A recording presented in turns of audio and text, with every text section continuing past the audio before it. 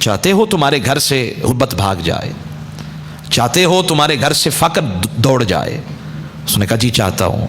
فرمایا پھر عمر کے دروازے پہ آنے کی ضرورت نہیں ہے۔ وہ ایک نوجوان تھا مدینہ کا رہنے والا، روزانہ فجر کی نماز مسجد نبوی میں پڑھتا، اور پھر وہ فوراً امیر المؤمنین حضرت سیدنا فاروق اعظم کے دروازے پہ آ کے بیٹھ جاتا۔ حضرت عمر جب باہر آئے دروازے سے تو دیکھا نوجوان بیٹھا ہے۔ وہ بھائی کیسے آنا ہوا؟ وہ آگے سے کہنے لگا حضور میرے گھر میں غربت ہے، فقر ہے، مہربانی کر دیں، مجھے کچھ دے دیں تاکہ میں اپنے گھر کا نظام چلاؤں۔ حضرت عمر رضی اللہ عنہ نے دے دیا۔ اگلا دن پھر جب فجر کی نماز پڑھ کر گھر میں گئے، جب واپس آئے تو رعا عمر مجیئہ لاجل الطلب، پھر دیکھا وہ پھر دروازے پہ بیٹھا ہے۔ بعض لوگوں کو لت پڑ جاتی ہے نا، مانگنے کی بھی ایک چس ہے۔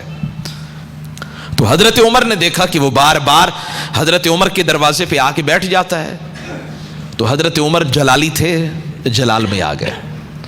فرمانے لگے وہ بھائی روزانہ ہی آ جاتے ہو، ٹھیک ٹھاک ہو، چنگے بھلے ہو، کما سکتے ہو، محنت کر سکتے ہو، اور یہ جملہ ذہن نہ کیجیے گا۔ حضرت عمر کہنے لگے اذهب، چاہتے ہو تمہارے گھر سے غربت بھاگ جائے؟ چاہتے ہو تمہارے گھر سے فقر دوڑ جائے؟ اس نے کہا جی چاہتا ہوں۔ فرمایا پھر عمر کے دروازے پہ آنے کی ضرورت نہیں ہے، تم میرے دروازے پہ آئے ہو اور میں تمہیں اس کا دروازہ دکھاتا ہوں جس سے عمر بھی خود مانگتا ہے۔ اذهب فتعلم القرآن، اگر چاہتے ہو دنیا میں سب سے بڑے امیر بن جاؤ تو پھر کہیں جانے کی ضرورت نہیں، عمر کا دروازہ کھٹکھٹانے کی ضرورت بھی نہیں ہے، جاؤ قرآن سیکھو۔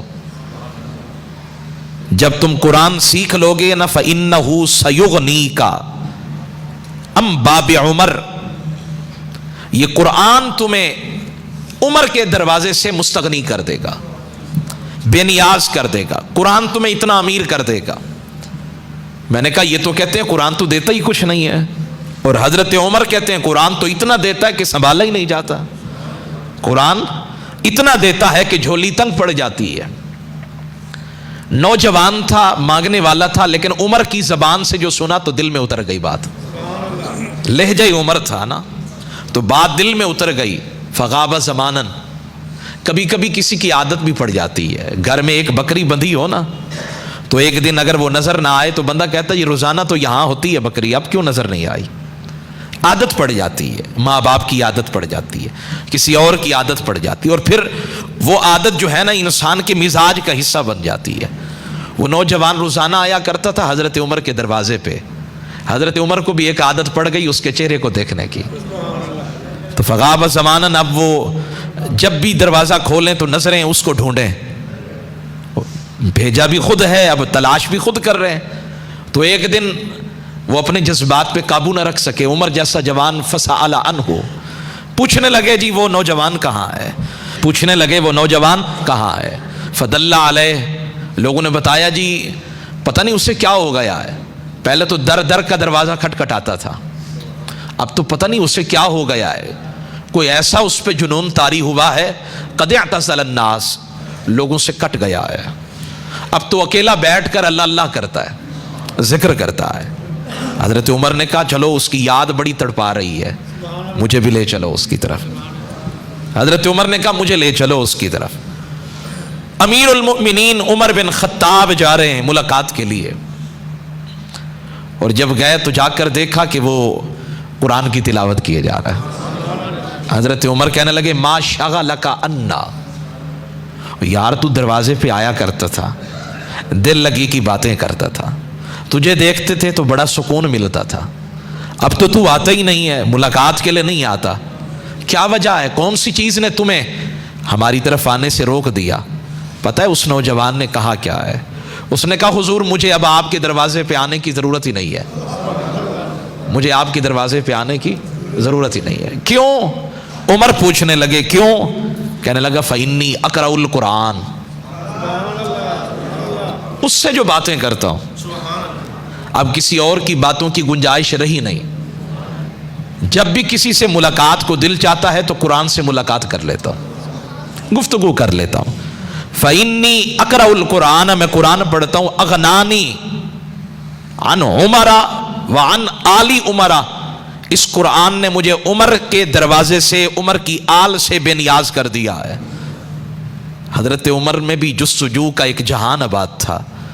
कहने लगे जी बताएं तो सही, कुरान जो पढ़ा, इतने वक्त से कुरान से यारी लगाई है, मा वजदत फीही, फिर कुरान ने तुम्हें दिया क्या है? हम भी तो कहते हैं ना जी मौलवी साहब हैं, 15,000 तनख्वाह है, मौलवी बन के तुझे क्या मिलेगा? 20,000 तनख्वाह मिलेगी। वो देख फलाना बैंक के अंदर लगा है, उसकी 1 लाख रुपया तनख्वाह है। मौलवी साहिब की 20,000 तनख्वाह है, पूरा महीना गुजार कर भी फिर भी पैसे कुछ ना कुछ वो बचा के रखता है। और जो 1 लाख रुपए जिसकी तनख्वाह है ना, वो महीना बाद में गुजरता है, कर्जा उसके सर पे पहले चढ़ जाता है। ये कुरान की बरकत है, ये मौलवी साहिब की बरकत, ये कुरान की बरकत है ना जी। तो वो कहने लगा जी हुजूर और क्या है? कुरान आप पूछ रहे हैं कुरान ने मुझे दिया क्या है, मैंने कुरान में पाया क्या है? तो आए फिर ए उमर सुने। वजदतु फी, मैंने कुरान के अंदर पढ़ा, पढ़ते पढ़ते एक आयत आई, व फिस समाई रिस्कुकुम व मा तुअदून, मेरा रब फरमाता है तुम्हारा रिस्क तो आसमानों में है।